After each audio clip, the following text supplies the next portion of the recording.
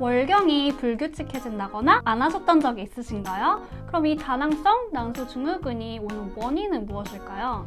이 이노시톨이 하는 일이 우리가 먹은 포도당을 대사하는 데 도와주는 역할을 해요.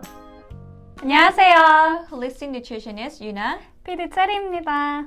월경이 불규칙해진다거나 안 하셨던 적이 있으신가요? 오늘은 이런 문제와 관련된 증상인 다낭성 난소 증후군에 대해서 한번 이야기해 볼 거예요. 먼저 영어로는 PCOS라고 하는데요. 다낭성 난소 증후군은 어떤 증상인가요? 우리 여성의 난소에 낭종들이 자라면서 여러 가지 증상들을 나타내요. 요즘은 정말로 다낭성 난소 증후군이 많은 분들에게 오는데요.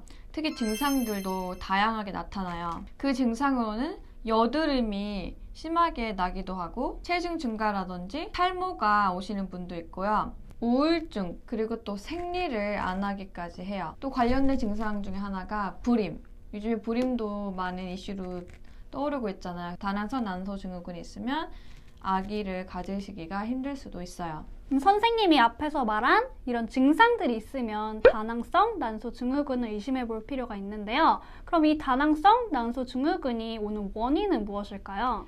네, 이 다낭성 난소 증후군이 오는 원인은 여러 가지가 있지만 그래도 가장 큰 원인은 요즘엔 정말로 당 때문이에요. 우리가 너무 많은 정제된 탄수화물 또 단 음식들을 많이 먹으면서 이 다낭성 난소 증후군이 높아지고 있어요. 우리 몸에 인슐린이라는 호르몬을 많이 사용하게 되고 그런 식습관들은 우리 혈당을 확 올리고 내리고 이렇게 자꾸 반복되다 보면 다낭성 난소 증후군은 더 쉽게 찾아오는 거예요. 개인적으로도 제 손님들 중에는 PCOS 때문에 정말 오시는 분들이 많아요. 여기 캐나다에서도 자연의학 의사들이 다낭성 난소 증후군 있으신 분들에게 저탄고 식단을 추천하든지 아니면 밀가루 없는 글루텐 프리 식단을 많이 추천해요. 방금 앞에 말한 것처럼 이 다낭성 난소 증후군은 우리 몸에 당을 너무 많이 집어넣게 되면 이 인슐린 저항성이 오잖아요. 그래서 그런 거 관련이 크니까 꼭 저탄수화물 하시는 게 정말로 다낭성 난소 증후군을 힐링하시는 데 큰 도움이 될 거예요. 제 경험으로는 동양분들이 정말 많이 오세요. 그리고 나이가 20대예요. 이 채널 보시는 여성분들도 내가 생리가 왔다 갔다 한다, 젊은 나이에도 당뇨가 있다, 비만이다 그러신 분들은 다낭성 난소 증후군을 의심해 보시고 확인해 보시는 것도 좋은 방법이에요. 여자는 좀 아름답고 싶고 그런데 여기 수염 나고 여드름 생기고 또 살도 많이 찌게 되니까 마음으로도 좀 상처를 많이 받는 것 같아요. 선생님이 앞에서 많은 정제된 탄수화물과 당을 섭취하면 이 다낭성 난소 증후군, 난소에 혹이 생긴다고 하셨잖아요. 그럼 이 당과 난소는 어떤 관계가 있나요? 네, 우리가 탄수화물과 당을 먹으면 몸에서 포도당으로 바뀌어서 그 포도당이 인슐린 호르몬이 우리 세포에 넣어져서 에너지원을 쓰는 거잖아요. 하지만 너무 많은 정제된 탄수화물과 당이 문제가 되는 거는 그 남은 포도당이 더 이상 쓸 곳이 없어지면 난소에 밥을 주는 거라고 생각하시면 돼요. 그래서 점점 크게 만드는 거죠. 당을 섭취했을 경우 이 당이 다 소화가 돼야 되는데 이 소화가 안 되고 너무 많아지게 되니까 가지 말아야 될 곳으로 계속 가게 돼서 결국에 난소까지 가서 난소에 밥이 되는 거군요. 그렇죠. 그래서 우리 당 남은 것도 당에서는 나쁜 균의 밥이 되는 것 같이 정말로 여러분들이 적당량의 탄수화물과 적당량의 단 음식을 드셔야 되는 이유가 그만큼 중요한 거예요.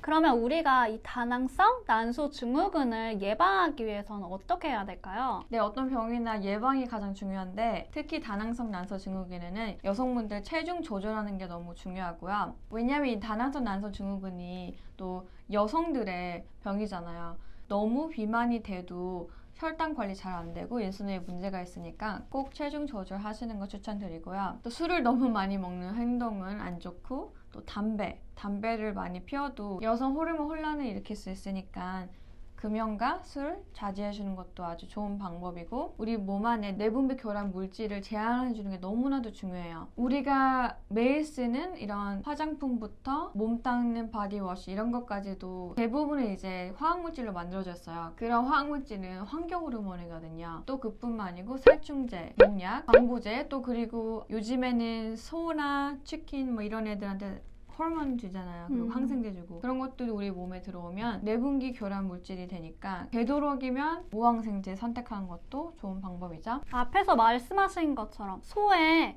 그 항생제 주사를 맞추면 그 항생제를 결국에 우리가 먹게 되니까 그런 안 좋은 내분비 교란 물질을 만들 수 있는 요소들은 피해 주시는 게 정말 좋을 것 같은데요. 그러면 이런 다낭성 난소 증후군을 예방하기 위해서는 어떤 영양소를 먹으면 좋을까요? 여기 캐나다에서 다낭성 난소 증후군으로 가장 많이 쓰는 영양소는 이노시톨이에요. 앞에 말한 것처럼 다낭성 난소 증후군은 우리가 먹은 정제된 탄수화물과 또 단 음식들하고 많이 연결이 돼 있는데 이 이노시톨이 하는 일이 우리가 먹은 포도당을 대사하는 데 도와주는 역할을 해요. 그래서 혈당 수치는 낮추고 난소 기능 개선, 난소의 질을 높이는 데 도움을 줄 수 있는 게 바로 이노시톨이에요. 그리고 이 이노시톨이 또 한 가지 좋은 베네핏이 임신 당뇨 정말 많이 걸리시거든요. 저한테도 임신 당뇨, 임당 때문에 많이 오시는데 임신성 당뇨를 낮추는 데 도움이 되기도 해요. 그러면 이 이노시톨은 임산부도 먹어도 되는 거예요? 네, 이노시톨은 비타민 B군 중에 하나이기도 해요. 그래서 안전하게 드실 수 있어요. 그러면 이 다낭성 난소 증후군이 생기는 원인이 우리가 먹은 당 때문에 생기는 거잖아요. 그럼 선생님이 말씀하신 이노시톨이 당을 분해해주는 데 도움을 주는 영양소군요. 네, 그래서 정말 여성분들 다낭성 난소 증후군, 호르몬에 문제가 있다 그러신 분들은 탄수화물 정말 줄여셔야 돼요. 제가 항상 말하는 쌀, 떡, 빵, 면 있잖아요. 이건 정말로 덴스된 탄수화물이거든요. 그래서 이런 것들을 자주 매일 먹게 되면 다낭성 난소 증후군뿐만 아니고 뭐 당뇨, 고혈압, 고지혈증 여러 가지가 올 수 있는 거예요. 떡볶이도 가끔만 드시고 특히 초록잎 야채 꼭 챙겨 먹는 거는 저는 추천드려요. 오늘은 다낭성 난소 증후군에 대해서 한번 알아봤는데요. 탄수화물과 정제된 당 꼭 피해주시고 정기적인 산부인과 검진하는 거 잊지 않으셨으면 좋겠어요. 그럼 오늘 영상이 도움이 되셨다면 좋아요와 알람 설정, 구독 눌러주세요. 안녕. See ya.